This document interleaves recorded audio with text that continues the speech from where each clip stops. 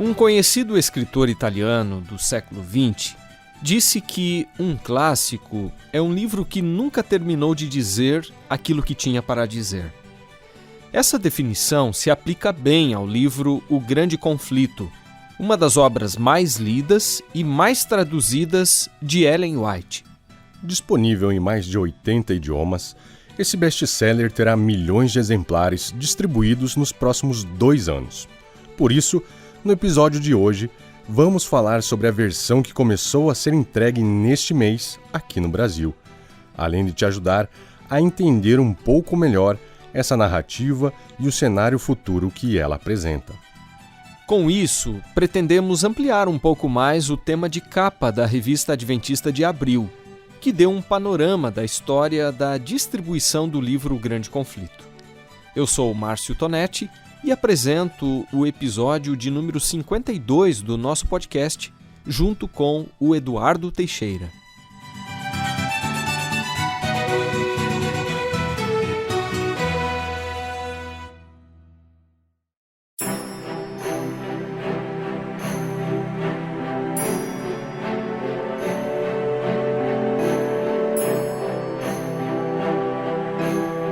O fato de esse livro ter ocupado boa parte do ministério da escritora norte-americana até ser completado, confirma sua abrangência e importância.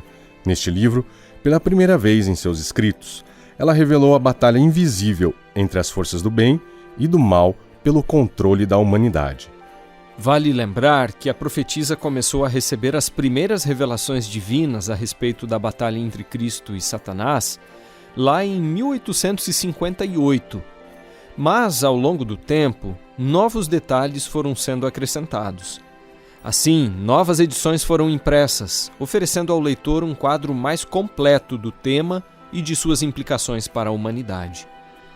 Paralelamente, a linguagem também passou por adaptações.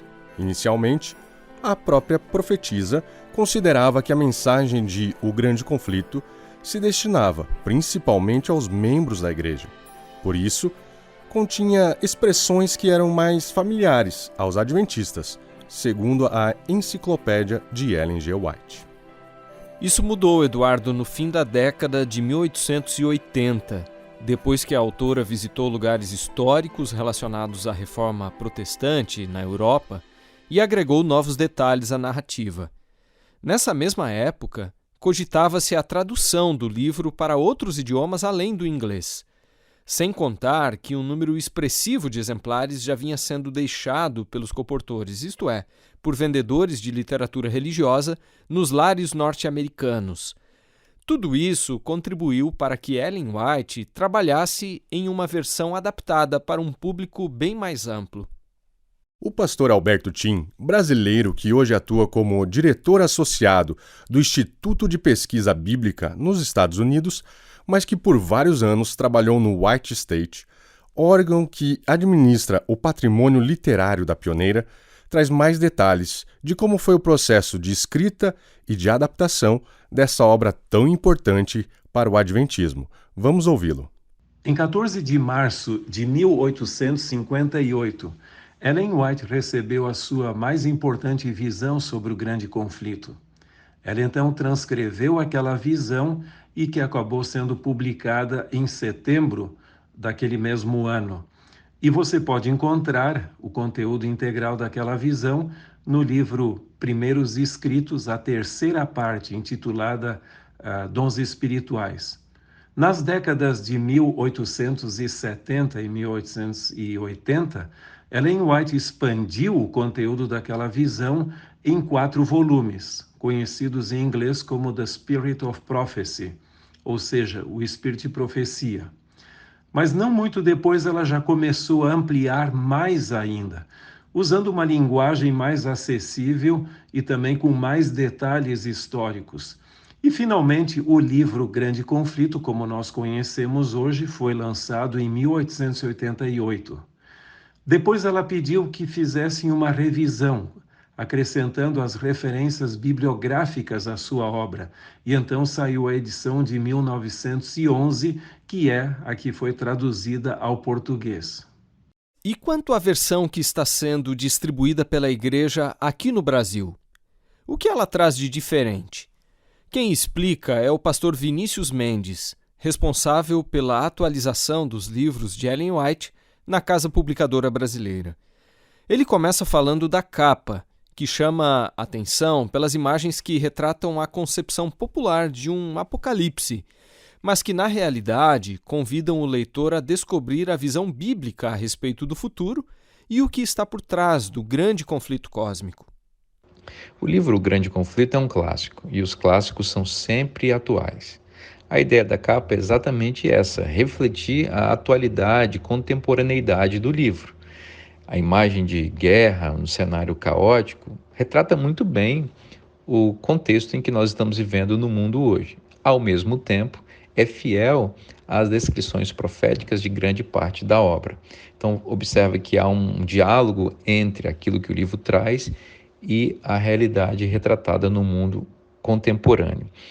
A imagem de uma pessoa também no centro da capa acaba tornando essa leitura da imagem mais pessoal, permitindo uma identificação do leitor com a obra.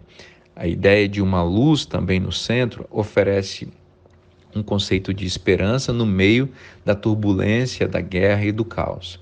Então a capa traduz assim essa ideia contemporânea, atual da obra, dialoga também com as novas gerações e permite uma identificação mais pessoal do leitor com a obra.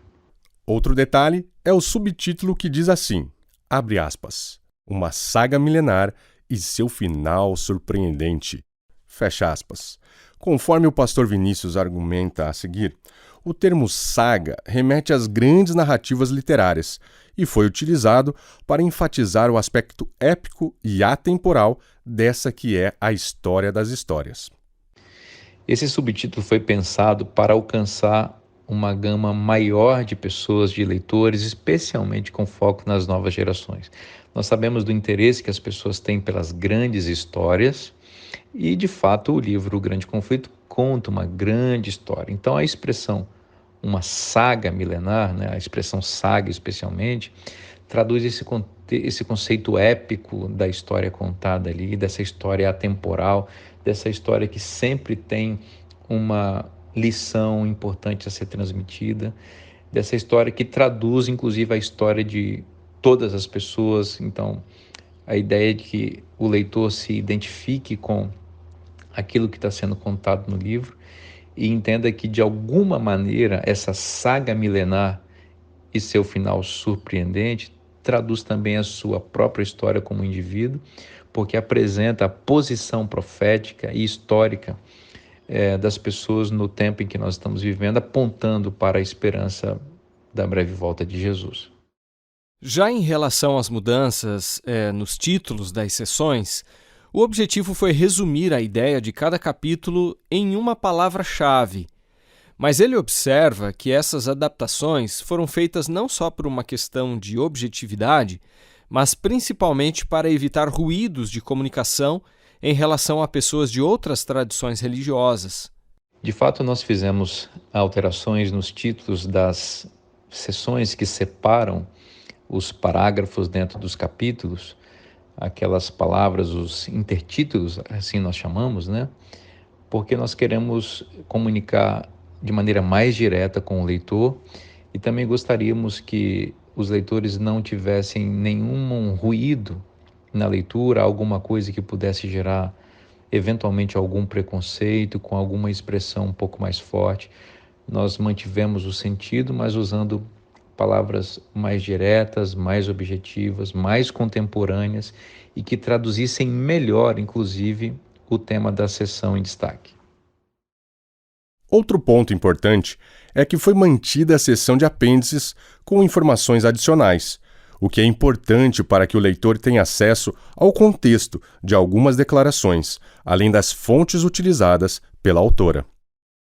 Nós resolvemos manter os apêndices explicativos que estão posicionados no final do livro, exatamente porque eles oferecem um panorama mais amplo das ideias que são tratadas no livro, eventualmente algumas questões que possam gerar dúvida ou alguma disputa conceitual, histórica, são explicadas nas notas que estão presentes no apêndice. Eu creio que esta sessão, mantida na versão do Impacto de Esperança, vai ajudar os leitores a entender melhor o tema, a clarificar melhor as questões que são debatidas e discutidas no livro e vão permitir que as pessoas possam absorver melhor essa mensagem e assim possam se beneficiar dela. É bom lembrar que essa versão de O Grande Conflito preserva os 42 capítulos da obra original. No entanto, ela teve pequenas supressões, especialmente na parte histórica, para tornar o livro mais objetivo e mais compacto, o que favorece a sua ampla distribuição e permite um custo mais baixo para a publicação. Essas supressões foram feitas pelos depositários do patrimônio literário de Ellen White nos Estados Unidos, que é a comissão devidamente autorizada em vida pela autora para administrar seu legado profético e literário. Esta comissão, portanto, tem autorização para fazer compilações, para fazer supressões, para fazer ajustes editoriais que julgarem necessários conforme o testamento de Ellen White para esta comissão.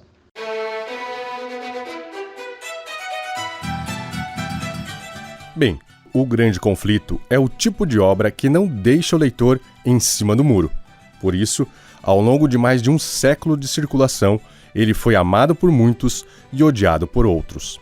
Além disso, Eduardo, tanto o livro quanto a autora também foram alvo dos críticos. Alguns, por exemplo, levantam a questão da dependência literária. Como se sabe, Ellen White apreciava muito ler e adquirir livros. Sua biblioteca tinha aproximadamente 1.400 títulos, alguns dos quais ela citou em seus escritos. Com base nisso, há quem questione o vasto uso de fontes não inspiradas feito pela escritora norte-americana. Como que a gente pode entender isso? O pastor Alberto Tim volta aqui para esclarecer esse ponto. Algumas pessoas acham que a inspiração do Espírito Santo, ou seja, a inspiração profética, exige absoluta originalidade. Se esse fosse o caso, então até a Bíblia estaria em dificuldade. Você vai ver que existem semelhanças muito grandes entre os livros de Crônicas e Reis, também entre os 3 primeiros evangelhos. Agora, você pode argumentar, sim, mas nesse caso é um autor inspirado, ou seja, um profeta citando o outro. Mas na Bíblia você tem citações até de Satanás, de suas declarações e de muitas outras pessoas. Inclusive, por exemplo, no livro de Jó, você encontra as opiniões equivocadas dos amigos de Jó. Então, tenha em mente uma coisa: inspiração não exige originalidade. Em realidade, se você pegar ao longo da história humana, você vai encontrar, por exemplo, Shakespeare. O seu Romeu e Julieta foi grande parte copiado de um autor italiano, havia essa prática.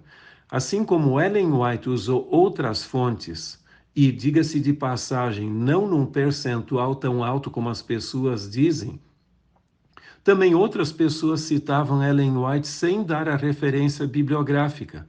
Foi apenas em 1909 que surgiu nos Estados Unidos a primeira lei de direitos autorais nacional.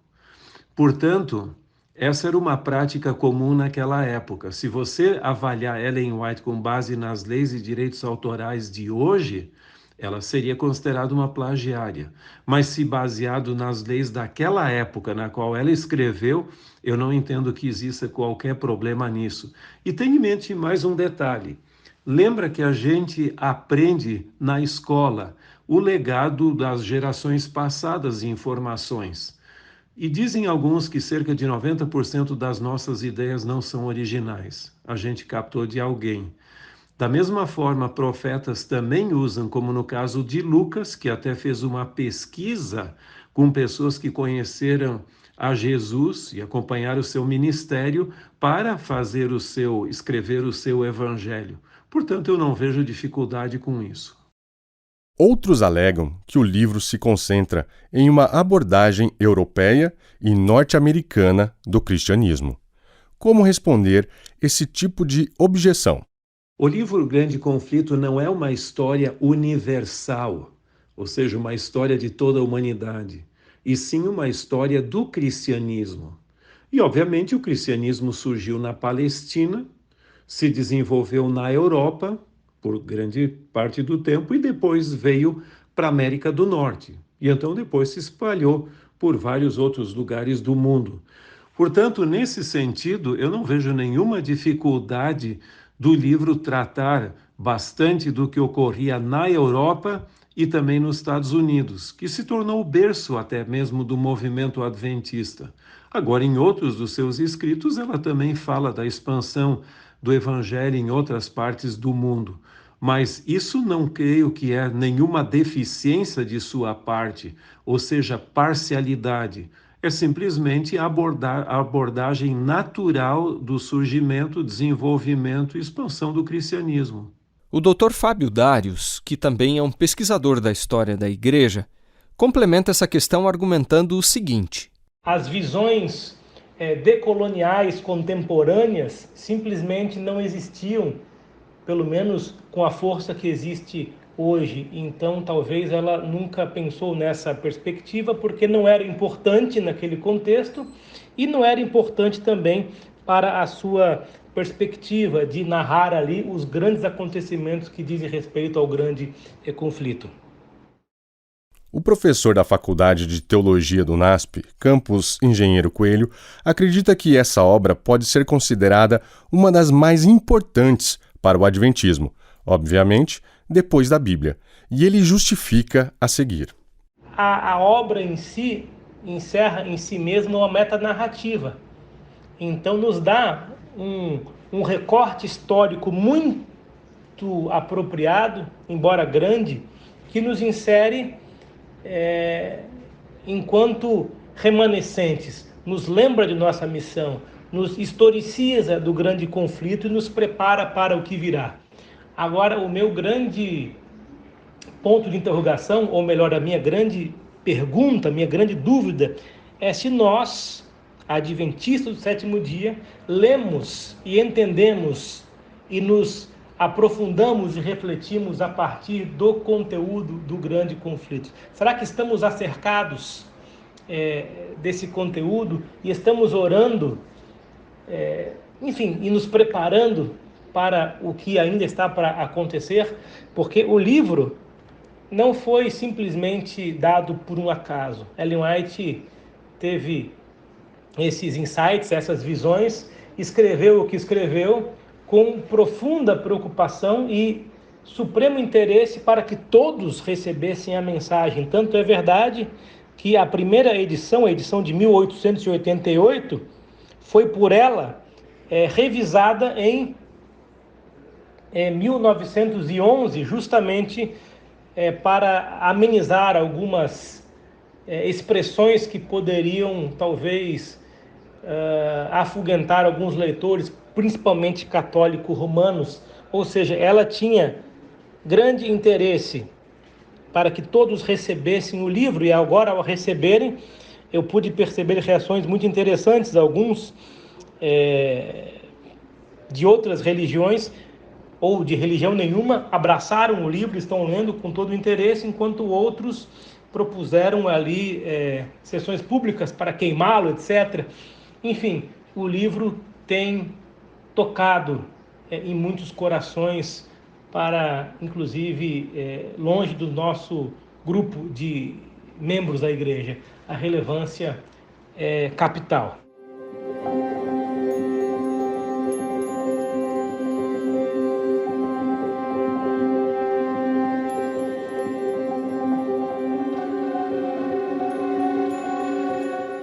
Hoje, quando se pensa em conflito, logo vem à mente a guerra na Ucrânia, as tensões entre a China e as potências ocidentais, os conflitos árabe-israelenses ou ainda o temor de uma guerra nuclear.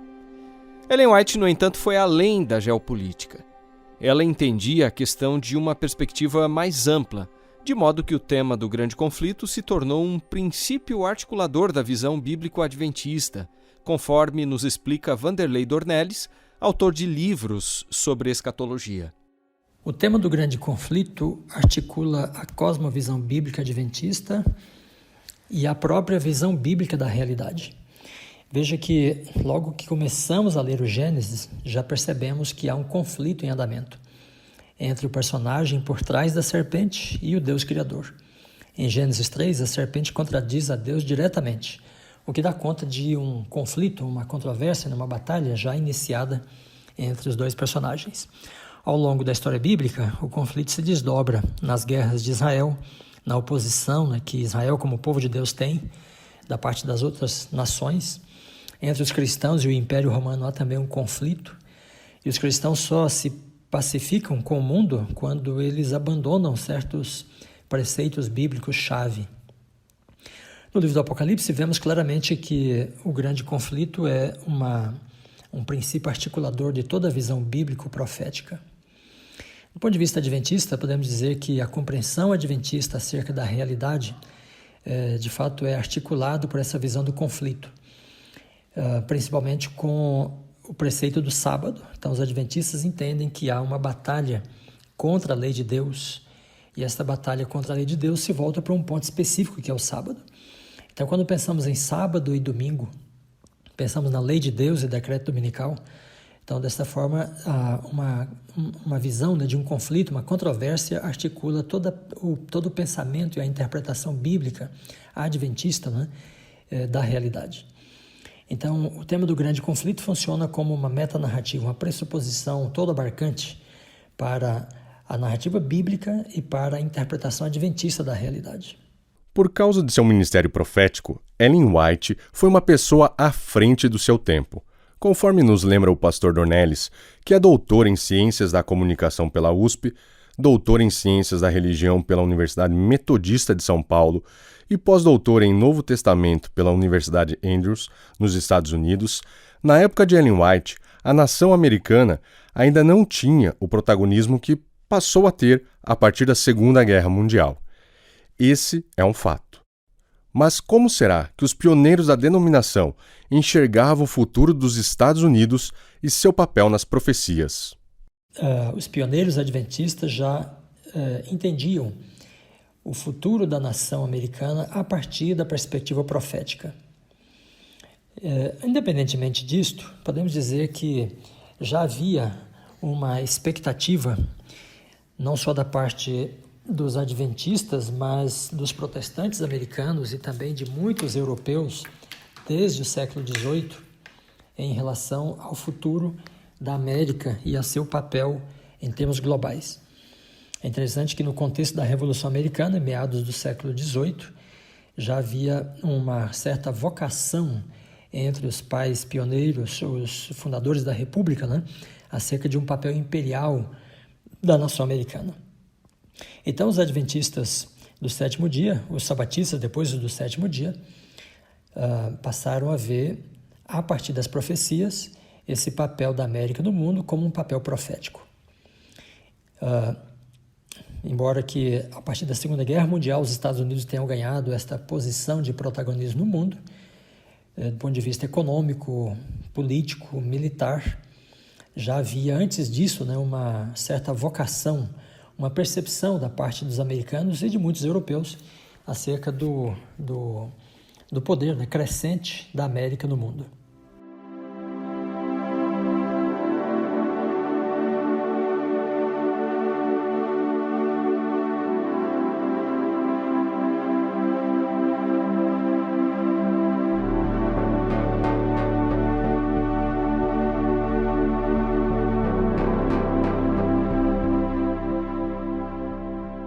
Quando comparamos o cenário desenhado no livro Grande Conflito com o quadro atual, parece haver novos atores. Alguns, por exemplo, falam da China e do crescimento da religião islâmica, perguntando se essas duas grandes entidades têm uma relevância profética ou se foram até previstas nas profecias. A seguir, o professor Dornelles compartilha a sua visão a respeito do assunto. Bem, esta é uma questão que deve ser considerada a partir da premissa de que a narrativa bíblica, toda ela, e a narrativa profética especificamente, não lida com a história do mundo, mas com a história do povo de Deus no mundo. Então, a narrativa bíblica mostra as nações que entraram em relação direta com o povo de Israel no ponto da expectativa messiânica, né? No ponto da lei de Deus, entre outras questões. Por outro lado, também a profecia bíblica não retrata o futuro da história do mundo, mas a história do povo de Deus no mundo.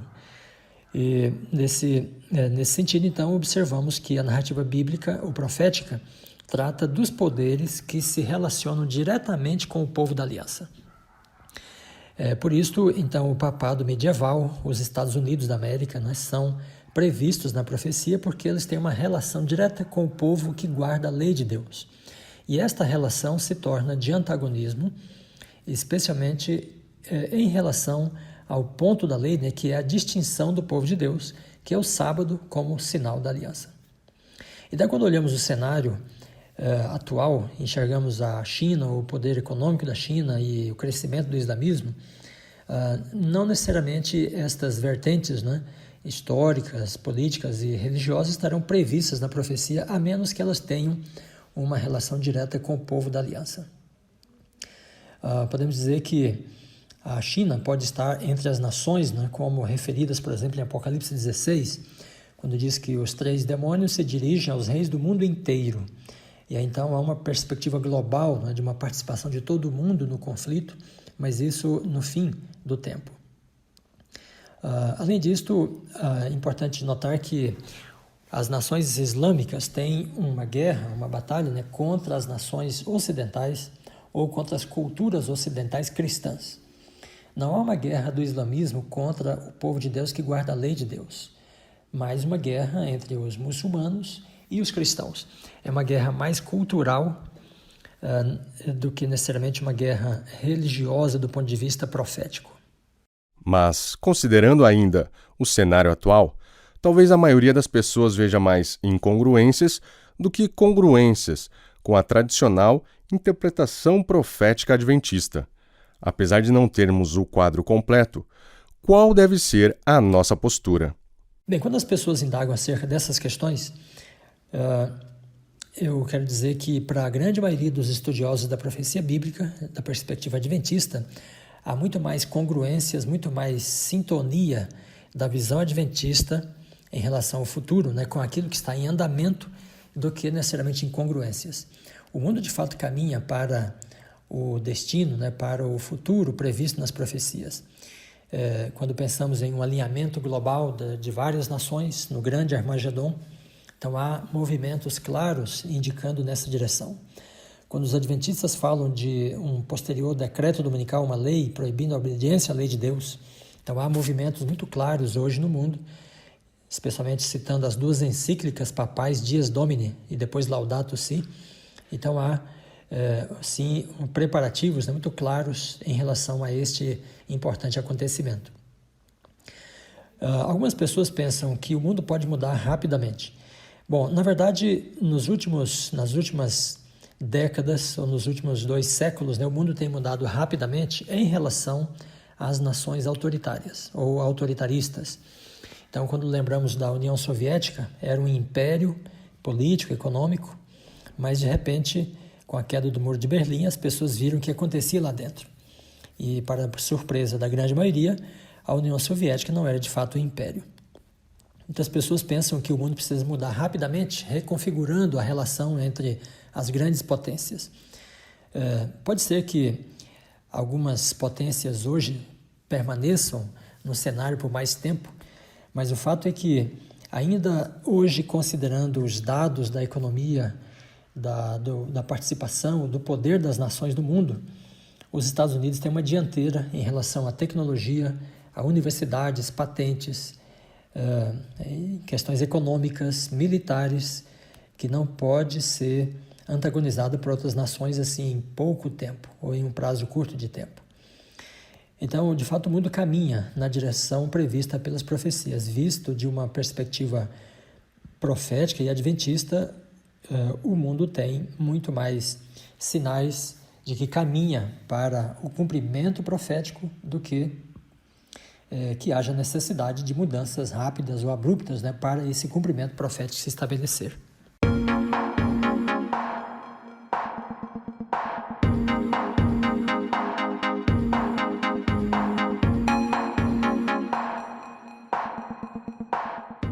Algumas pessoas se indagam quanto às questões ecológicas. Seriam elas um ponto de convergência para o cenário do fim? Embora possivelmente esse não seja o único fator determinante, o Dr. Dornelles acredita que o cenário atual tem dado sinais de que a preocupação global com as questões ambientais poderá ter implicações religiosas no futuro. Vamos ouvir. O Papa Francisco trouxe a questão do domingo, para o contexto da ecologia, com a encíclica Laudato Si. Pessoalmente, não vejo um problema quando consideramos esta variável ecológica dentro do plano profético. Porque, segundo Apocalipse 13, o que nós vemos para um cenário dos últimos acontecimentos é um mundo em que a economia terá um peso extraordinário. Por isso a expressão não poderão comprar e nem vender, senão aqueles que têm a marca da besta. E quando falamos de ecologia, estamos falando necessariamente de questões econômicas, políticas, sociais e militares. E essas questões todas, de forma muito clara e lógica, se relacionam hoje com a questão religiosa. Então, pensar nas questões ecológicas, militares, políticas, num contexto profético, hoje não é um desvio da atenção. Pelo contrário, nós devemos perceber que as questões religiosas estão adquirindo uma tonalidade, uma implicação social, cultural e política de forma crescente.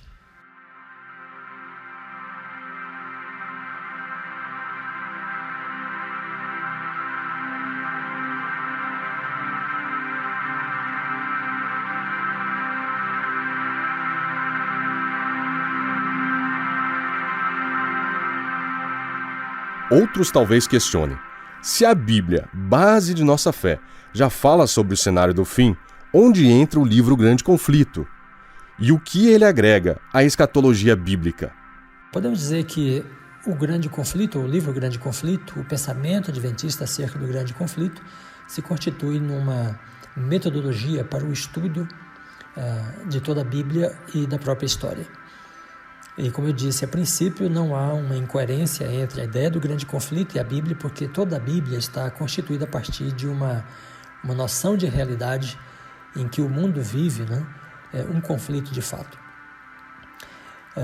Então, a ideia de um grande conflito projeta a escatologia bíblica e adventista de forma muito clara, a se perceber que o mundo caminha para um confronto final entre verdade e erro, entre a lei de Deus e a lei dos homens, entre o governo de Deus e o pretenso governo dos homens, ou daqueles poderes que pretendem governar em lugar de Deus.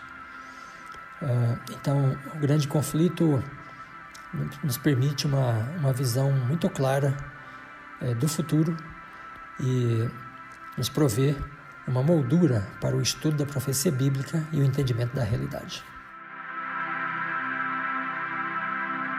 Ellen White é a autora mais traduzida da história da humanidade. E dentro do seu grande legado literário se destacam 5 volumes da série O Conflito dos Séculos, sendo eles Patriarcas e Profetas, Profetas e Reis, O Desejar de Todas as Nações, Atos dos Apóstolos e O Grande Conflito. Esse último narra a história do cristianismo, começando com a queda de Jerusalém, até a final erradicação do pecado do universo. Esse livro é de grande importância para nós, porque ele é tipo um mapa. Ele nos indica onde nós estamos na história humana e o que está à nossa frente, especialmente nós que vivemos nos últimos dias da história da humanidade. Portanto, é de crucial importância para nós. Não foi por acaso que, em uma carta de 1911, Ellen White escreveu, abre aspas aqui para ela: "Prezo mais o livro Grande Conflito do que prata ou ouro, e desejo intensamente que seja apresentado ao povo." Fecha aspas. Tonete, em outro momento, ela deixou claro por que fazia tanta questão de que essa obra fosse disseminada por todo mundo. Abre aspas para um trechinho de outra carta, de 1905. Estou mais ansiosa de ver ampla circulação deste que de qualquer outro livro que eu tenha escrito, pois em O Grande Conflito, a última mensagem de advertência ao mundo é dada mais distintamente que em qualquer de meus outros livros. Fecha aspas. O tema do Grande Conflito é a grande moldura ideológica que dá sentido à história humana. Nós entendemos, através dela, como surgiu o mal no universo, como ele tem se propagado e disputado o terreno, ou seja, entre o bem e o mal, e o que acontece na nossa própria vida.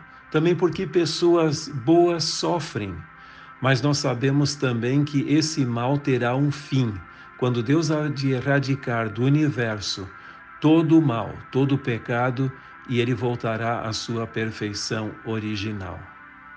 O contexto desafiador de um planeta pós-pandemia, que sente os reflexos da crise financeira global e sofre com inúmeras tragédias naturais, torna a mensagem desse clássico ainda mais relevante hoje em dia. Por isso, se você ainda não leu esse livro, fica a dica, hein? E se já leu, quem sabe seja o momento de fazer isso mais uma vez, pois vale muito a pena. Se preferir, você pode inclusive ouvir esse best-seller acessando a versão em áudio que está disponível no link que a gente colocou aí na descrição. Com produção e apresentação de Márcio Tonetti e Eduardo Teixeira, roteiro e edição de áudio de Márcio Tonetti e direção de jornalismo de Wellington Barbosa, o episódio de hoje fica por aqui. Até o próximo.